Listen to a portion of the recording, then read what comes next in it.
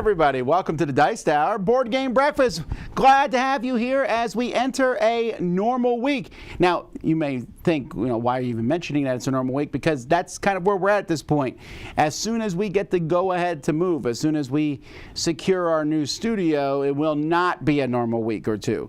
But that's not happening this week. Maybe next week? We'll see. Well, when we know, you'll know, because we'll make a big deal about it. So keep that in mind. That at some point, though, we're going to have a non-normal week. But a normal week is here, of sorts. All kinds of things going on.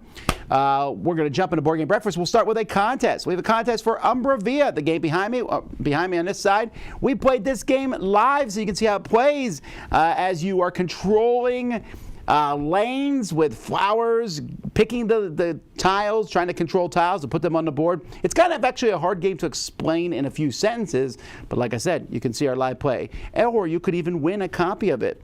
To enter this contest, you simply need to email us at contest@dicetower.com, and the subject line, put the word Umbra2 all together like you see right here.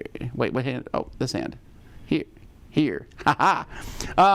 Anyhow, this is open to everyone from the U.S., Canada, and Australia. We have 3 copies, and in the body, you need to put, in the subject line, you need to put how many flowers. Well, hang on one moment. So the question is, how many flowers are on the cover of Ambie?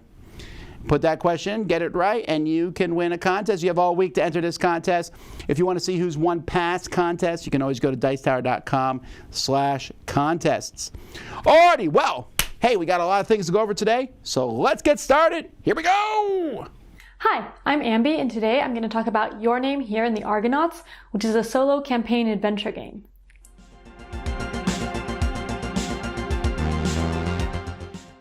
In Your Name Here and the Argonauts, you're a Grecian hero trying to defeat monsters and get treasures as you go through a deck of cards that has the monsters and treasures in it.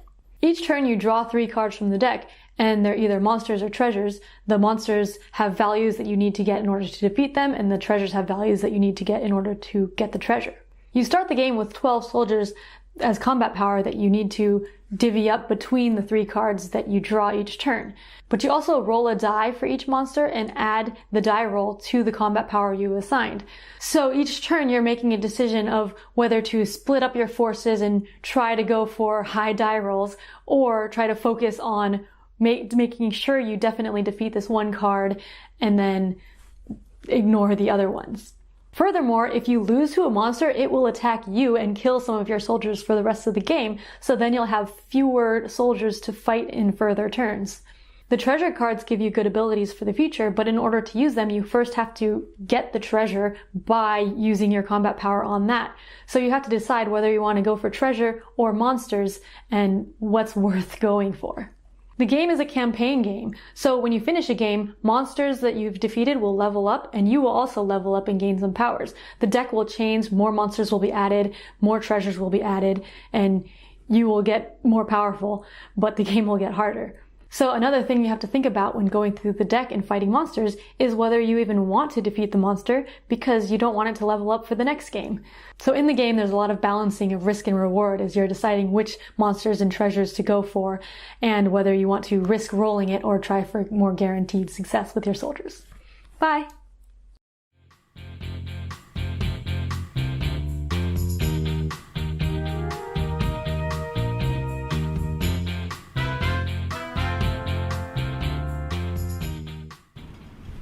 All right, folks. Well, this is actually not what I found on the internet. What we're going to be showing you today is Board Game Geek Store stuff. Now, there's a couple reasons we're doing this. One, because I think the stuff there is neat. But 2, our own promos are available at the Board Game Geek Store. And in fact, over the weekend, we spent a good chunk of time sending several pallets more of promos to Board Game Geek, so you'll see that stuff.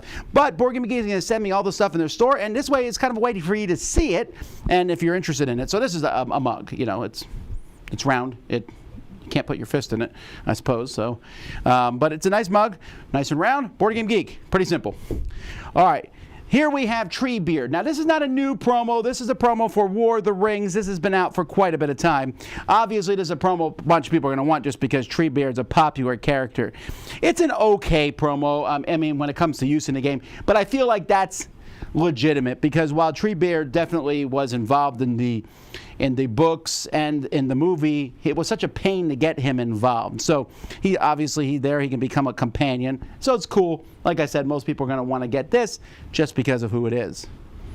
Now we're taking a look here at Pickled Ginger. So this is for Sushi Go or Sushi Go Party.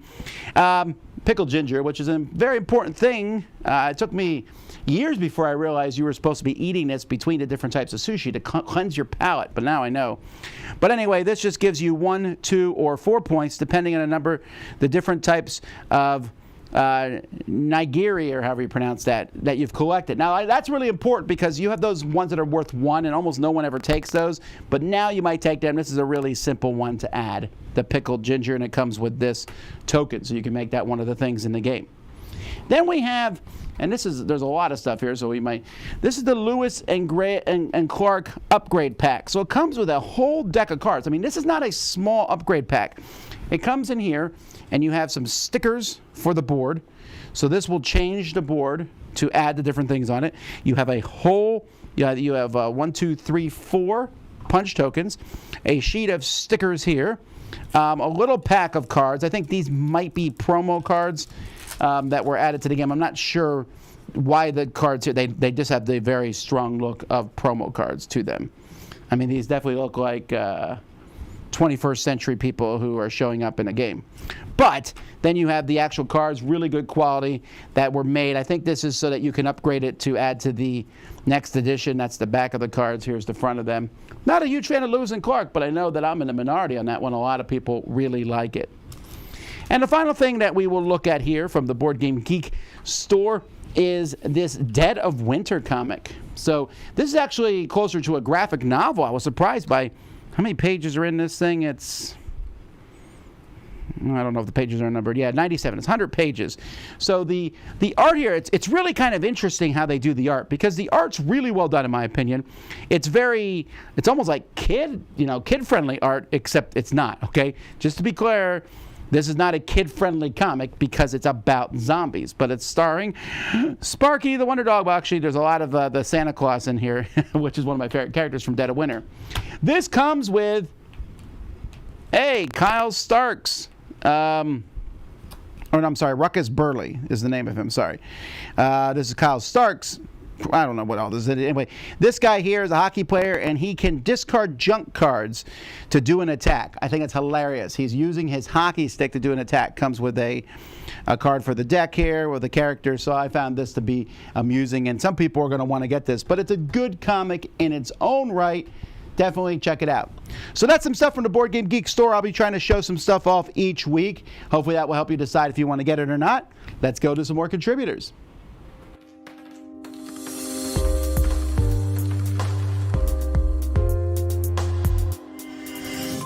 Hi, I'm Tim.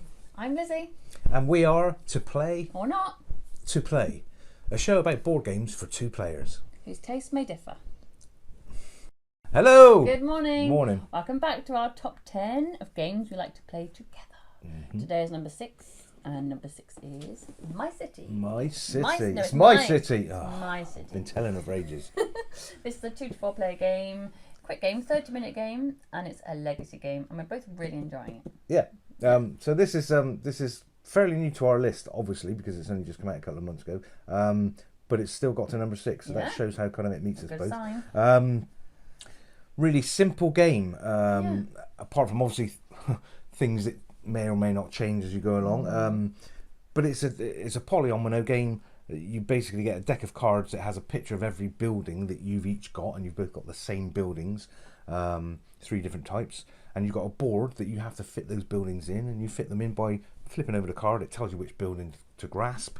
You both grasp the same building and try and fit it into your board, and now obviously you're going to build it differently. Yes. And as time goes by in the legacy aspect of it, your board may or may not change differently to the other players. Yeah, who can say? And there's 8 chapters, so each chapter is sealed in an envelope, and there are 3 episodes in each envelope. So there are 24 chapters to play through. Fabulous kind of longevity of that legacy section. But then there's also, if you flip the board, there's an eternal game as well, so you can just literally play that forever, so you don't have to worry about the legacy aspect running out. Great. from my point of view, I love like a mystery game, and the envelopes was hidden. The next step's hidden. I love that. Yeah, I Really mean, good. it does kind of. That's why it covers us both, really, because it is that kind of mystery of what's next in the envelopes, and it's a simple And you game. get your tiles. Plus, I get the tile laying from the polyomino thing. Yeah, great little game. win-win. So thoroughly recommend this one. Our number 6, My city. Enjoy your breakfast, guys.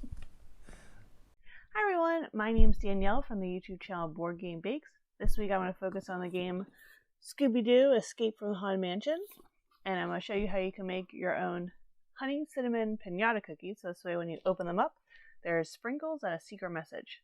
Here's how you do it. And I have squares, obviously, because I need square envelopes. And then I have a smaller square to go inside. Each cookie is 3 cookies, and you want 2 of them to be full squares and 1 of them to have the hole out. And you want to bake them at 375, the whole ones for 7 to 9 minutes, and the ones with holes in them probably closer to 7 minutes. Now it's time to decorate. First I did the outline in white. There's 1 blob and a little label on top of it. And then I filled in the outside and filled in the inside with a light green. And the label with a dark purple. Technically this says secret envelope on the actual envelope, but I was not going to fit that there. And I decided that the best way to write all the things I need was to do it in an edible marker. So it says Scooby-Doo Escape from the Haunted Mansion. And then using a thick royal icing, I wrote, do not open until instructed. And now you want to take your bottom cookie and put royal icing around the outside. And then you attach the middle cookie and fill it with sprinkles. And put that little secret note on top. And now you're going to outline the top line again with royal icing. And then put on the lid. And your secret is safe. Thanks for watching this brief overview for how to make your own Scooby-Doo piñata cookies. If you want more details, check out my channel Board Game Bakes. And while you're there, hit subscribe. Keep playing games and keep them sweet. Bye!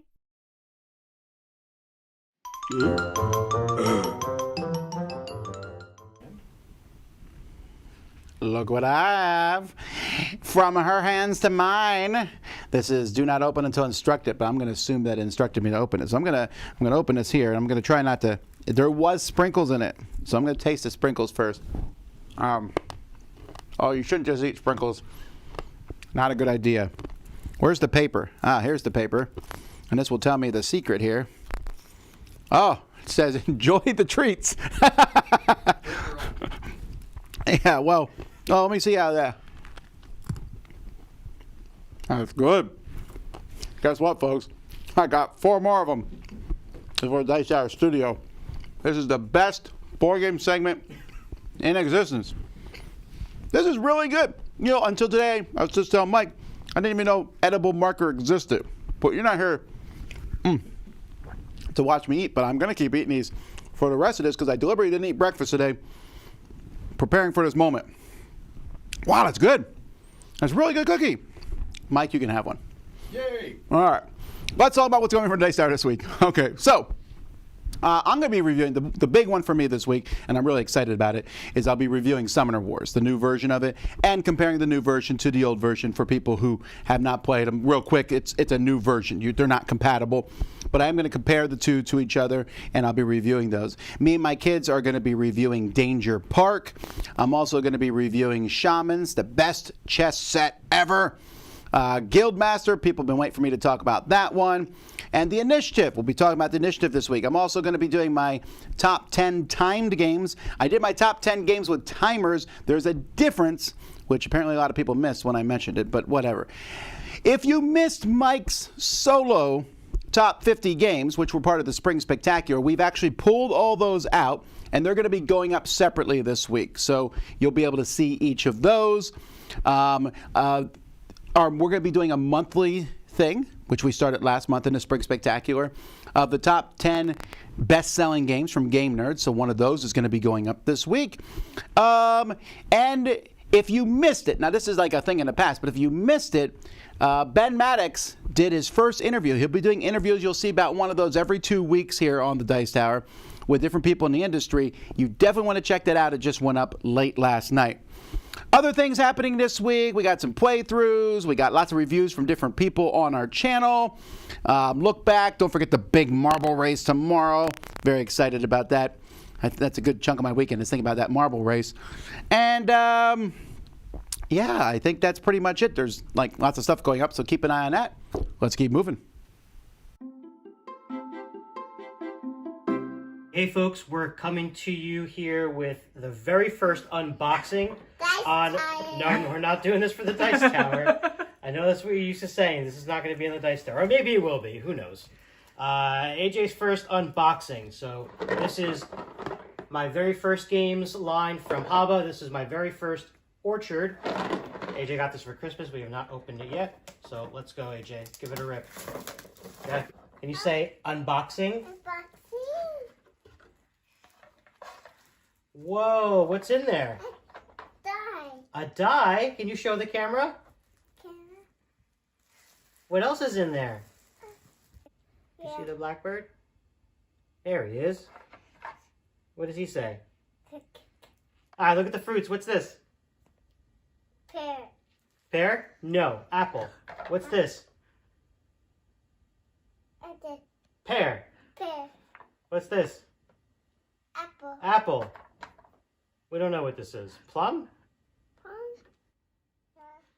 But yes, in all seriousness, folks, these are nice, chunky wooden fruits that have a nice flat bottom, so they will not roll incessantly.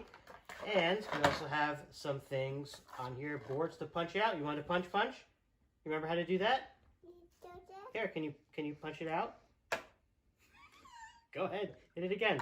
Yeah! Look at that, huh? I bet you no one else in the history of... I don't know about that one. Using components to punch out other components is definitely something that I've never done before. Go ahead, give it another punch. Yeah, buddy. One more tree. Boop. Get him. Get him. Oh, we got him. And one more square. Got it.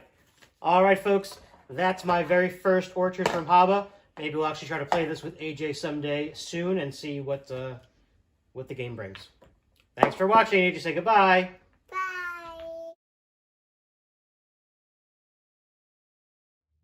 Hey, board gamers, BJ from Board Game Gumbo here, back with another episode of Crowd Surfing Lawn Up. That's right, I'm bringing you projects that won't break your budget, but throw in a little something extra. Here's what I'm checking out this week. I love train games, and I love blinging out my games. Quelle coincidence! I found a link to the Little Plastic Train Company, which has a Kickstarter out right now for ways to upgrade your Ticket to Ride experience. If you like Ticket to Ride as much as I do, and that 10th anniversary set is one of my prized possessions, you're going to want to check this out. Now, they sent me a review copy of the Mercury, but there are 4 other sets out there. The Midnight Express, the General, an ode to Soviet cars, the Hornet, a quick look at diesel engines, and the classic Sunset. Let's talk about the Mercury. When you pop open the tin box, inside you'll find 48 pre-painted trains. That's 45 for your normal Ticket to Ride boxes, plus 3 extra just like in your standard game. You'll also have a unique scoring marker, and each one of the train sets has its own scoring marker. There's 5 different sets in the Kickstarter, and each box is only $19, but there's some ways to save some money if you package up a bunch. And there's a little bit of lagniappe. That 10 box, each one of those has unique artwork, and if you take the tin box right into your standard Ticket to Ride box, it fits perfectly in the hold. One more thing. I focused today on the Ticket to Ride game, but I tried it out with Irish Gauge, and the trains fit there too. The Kickstarter project says it works with Ticket to Ride, Irish Gauge, Ride the Rails, Whistle Stop, and many more. Hey, so that's the Kickstarter project for the Little Plastic Train Company, a way to bling out your train games and add a little razzle-dazzle to your rail line. Until next time, laissez les bon temps rouler.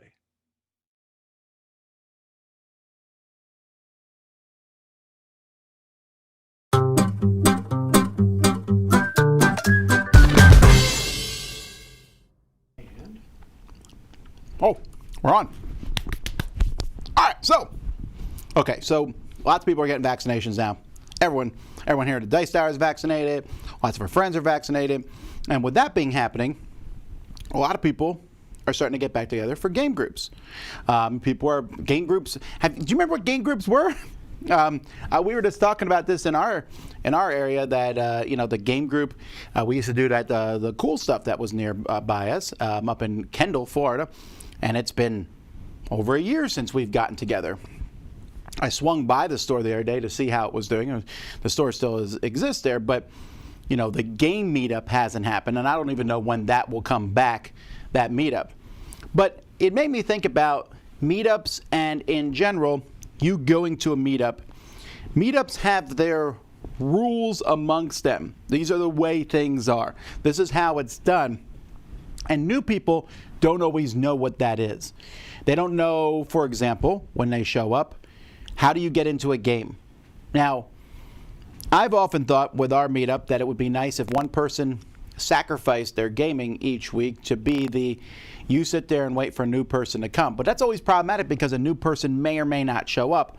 And if I'm just sitting there waiting for someone to come and then no one comes, and finally you go, all right, I'll play a game. And the minute you set the game up, the new person comes and you just set up Factory Funner, which is not going to work well for maybe someone who's new.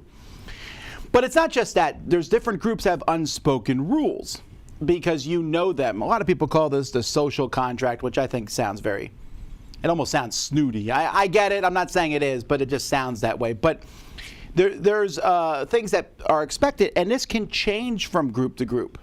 Your group may be a backslapping, everyone makes fun of everybody else. You may be a quieter group, and the new person doesn't know the way things are. So that is on you as host to bring them in as quickly as possible. I'm not saying to sit there and go, we don't do that here, depending on what it is. But and people laugh, but there may be things like, for example, I found it interesting that people say this is the way things are, this is how you play a specific game. The first person always does this. And I was like, oh, well, I didn't know that. I just play this game. I play the game like this. Or you have a house rule for a game, and your group always plays that house rule, and the new person comes in and doesn't know that. Or they don't know that Bob always plays yellow, and so they take yellow. We have to be very cautious on that, especially as we start opening up again, as we start bringing new people again. It's been a while since I gamed with someone I haven't gamed with before. For the last year and so many months, everyone I gamed with, I already knew who they were. It wasn't new to me to playing games with people because it was a very, very small circle of people. Many of them are my children. So now that we're going to slowly be opening up and the new people come in, we have to be careful and be as good of hosts as we possibly can. I think the onus is always on the host, not the guest. Yes, there are people who can be jerk guests. There are people who come to a game group and whatever, and sometimes a fit just doesn't happen. But I think the host's goal should be to say, this is kind of how things are. Some rules you shouldn't have to explain to new people, like, hey, we don't lose our temper and rage quit. That's not something I need to say, well, in our group, we don't rage quit. That's something I think that's fairly universal. But if you have something weird like, well, in here, we don't put games away. John puts all the games away because they're his, and he's very careful about that sort of thing. Or we expect you to help put the game away. Whatever it might be. And those are kind of things that, first of all, forgive the person for not knowing them. And secondly, don't be draconian about enforcing them. And thirdly, if there is something that's important to your group, kind of let it be known. So I just found this stuff to be interesting because it's going to be interesting as we as time goes by now, we're going to be slowly integrating back with other humans off Zoom. And it's up to us to make that as fantastic and as a wonderful experience as possible. Do you know how many people got into gaming over the last year? A lot of them. Many of those people have never been to a game group before, ever.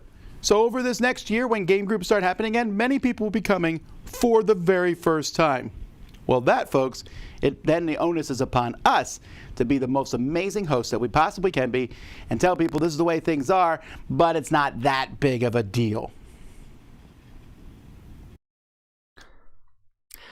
Hello everybody, it's Clara, and today I'm going to talk Gloomhaven, digital or physical version. So Gloomhaven's a fantastic dungeon delving board game. I love it, and I think it's quite different to other games. What's interesting about it for me is the battle, the combat, because you've got a deck of cards, and you beat your enemies by using those cards. But over time, those cards run out. You've got to sort of discard them, and so you're up against a limit. So it's like this puzzle. You've got to beat the enemies in the best way with your deck of cards. It's just so interesting, and the only game that comes close to that, in my opinion, is Mage Knight, which again, you're using a deck of cards to fight combat rather than rolling dice or something like that. So I love it. It's so interesting. I bought the physical version, and I played 3 or 4 missions for a game that I love. And then when the digital version came out, I found that I was knocking out like a game a day, 2 games a day for, nearly every day for a few months.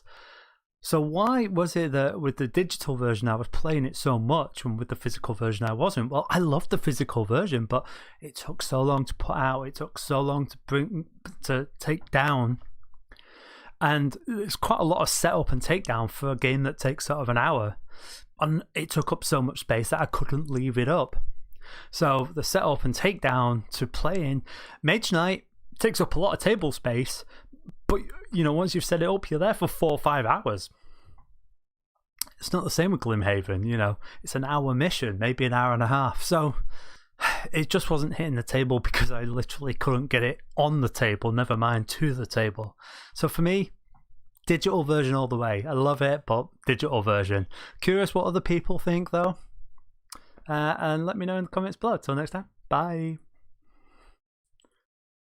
Happy breakfast, everyone. Today I'm here to talk to you about Cross Clues. Now, this is effectively a party game that feels like a mix between Codenames and Just One. Cross Clues is a cooperative game for 2 to 6 people. There's going to be a grid in the centre of the table, and that's going to have sort of like A, B, C across the top and 1, 2, 3 along the side. Each of those is going to have a single word assigned to them. So for A1, you'd be linking horse and old, and maybe you'd say Trojan, as in like the Trojan horse, and that's kind of historical and stuff like that. Hopefully the other players around the table would guess that correctly, because if you do, you get to put your card down there and then move on to the next one. The reason it feels like code names is the fact that you're kind of giving clues that link things together. It's kind of Just One in reverse. Rather than everyone giving you a clue, you're giving everyone else a clue. But you're still trying to, use that single word to try and get some information sort of across to the other people at the table. Like with Codenames Duet, I think it actually works really well with 2 players, because you can, in this game, really work out what the other person's thinking. You can really hone in your clues to that person. So, maybe you've got an in-joke with them, or you just know they're a really big fan of a certain TV series or something like that, and you can use that to your advantage. If you're interested in other games that play well at 2 but can go above, well, I actually have just posted on my YouTube channel a recording of a top 5 that I did with Randy and Ellen of We Game Together, and we went through a load of brilliant games that shine at 2, but you can, if you've got more, invite them in as well. Anyway, thanks for watching, and I'm Oliver East, signing out.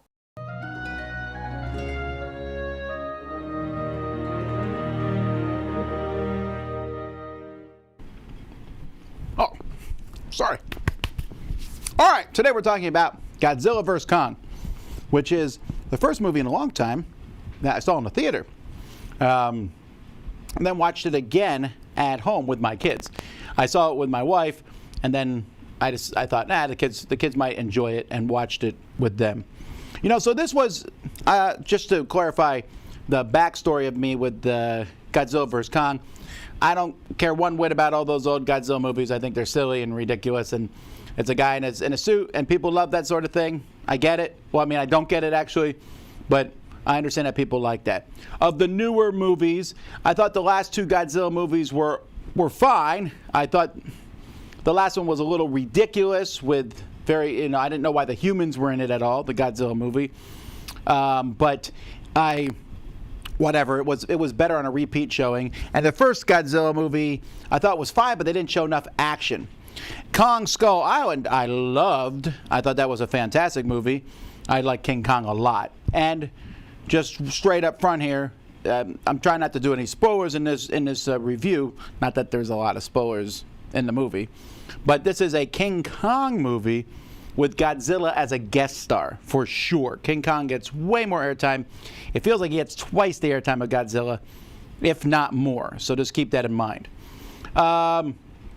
So people are watching this to see Kong versus Godzilla, versus whatever other monsters may show up in the movie.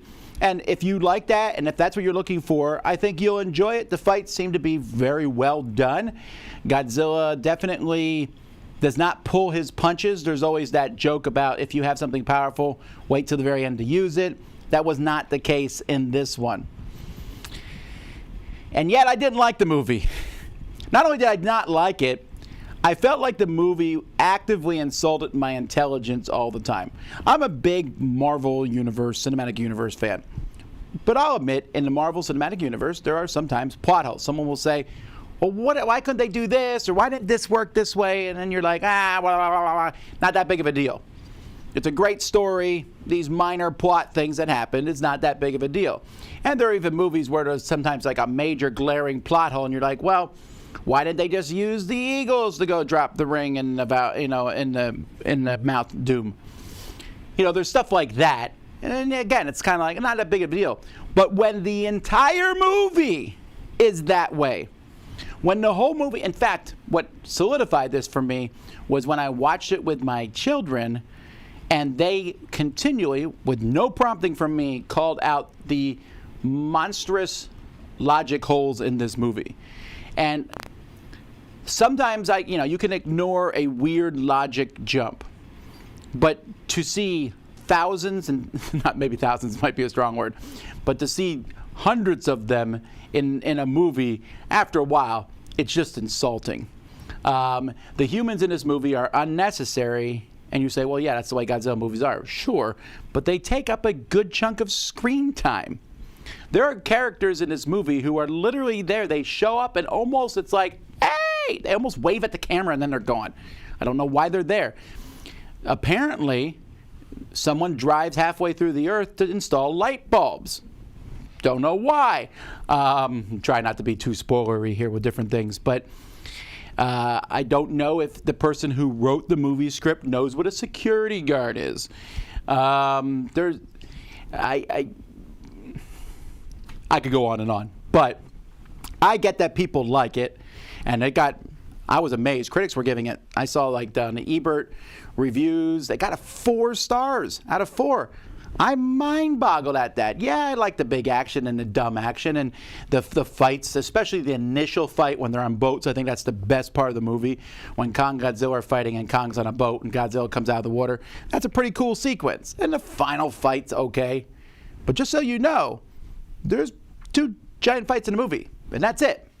And then there's a lot of dumb people doing stupid things consistently. Why every human in this movie is not dead is beyond me. I don't know that there's any character in this movie who I would say they're smarter than me. And some of these people are rocket scientists, and I feel like I'm smarter than all of them. Not just to clarify, I don't think I'm smarter than each of them. I think I'm smarter than all of them combined.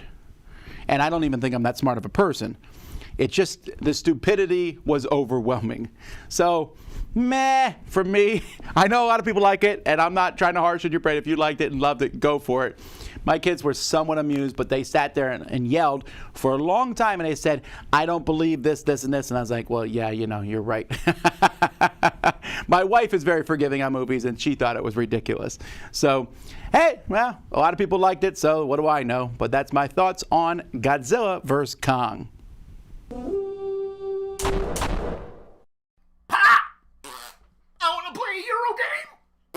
Okay, let's play this one. Alrighty then, let's read it. Rutes du Mondi. I mean, that's what it says here, Root. Maybe it's in another language. You ever think about that? Yeah, I thought about that.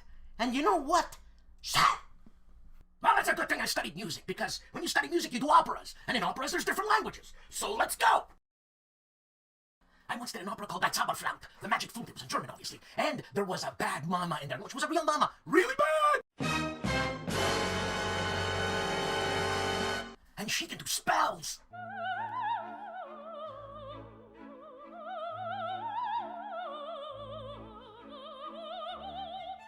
And plus, when you see an opera, you see stuff like this. This woman is an athlete. Is that why you like war games? Because they're all in English? Well, how about Mamma Mia? Huh? Zu tagen in die offen lernen. 2. Reiz für meinen Bestellung. Verstehen Sie nicht? Eine Spieler? Nein. Pa! Why don't you play this one here? Ah, that looks like a fun Euro game. Let's read it. There's 3 stripes down, or something like this. There, what is it? Okay, so let's go. Cœur de la nuit, la rêve, tout astronaute, myriot. French. Here's English. In the heart of... forget it. Let's go to German. Imiten der Nacht, Lüten der Geheim, Traumein jeden Astronauten. I don't know what they're saying. I don't know this. What's this in? En el corazón de la noche, resplendis el sueno de todo astronoia. Ta. Oh well. And something looks funny. It's like the French flag turned upside down. And here we go. Die ultim Drüme von el Astronaut. Du Mann. Sounds Dutch. I'm not making fun of the languages. I speak all those languages. We can't play Euro games. They're all in Esperanto. Come on, son. Give me a play. Here, Paul. Take this one. But it's in Chinese. No, Pa. That's Russian. This is Chinese. Just to say, yep, the war game community is small, but it's small all over the world. So if you speak any language in the world, give it a shot. I'm sure there's a war game in your language. Watch No Enemies Here to see. Oh. Some of you have been asking in the comments, what's going on? I don't know. Like at all. So don't ask me. I don't even know if I want to enter into that mind and get lost. I think I saw a movie about that and everyone who went into mine got killed. Anyway, folks, thanks for watching Board Game Breakfast. We have more stuff coming your way. At 10 o'clock, we got What's Happening with Z Garcia. At noon, I'll be back with my Q&A. Some of you saw that Mike did a Q&A on Friday. We'll do some more of those with various people from the Dice Tower as the time goes by. And we got reviews to get done and things to get working on. So thanks so much for watching. Until next time, I'm Tom Vasel. Thank you to all my contributors. Thanks to Pandasaurus for sponsoring this episode. You've been watching Board Game Breakfast on the Dice Tower. Thanks for watching Board Game Breakfast. Tune in each week for your daily dose of gaming goodness with Tom Vasel and all the gang. Until next time, I'm Eric Summerer, and you've been watching Board Game Breakfast, a Dice Tower production.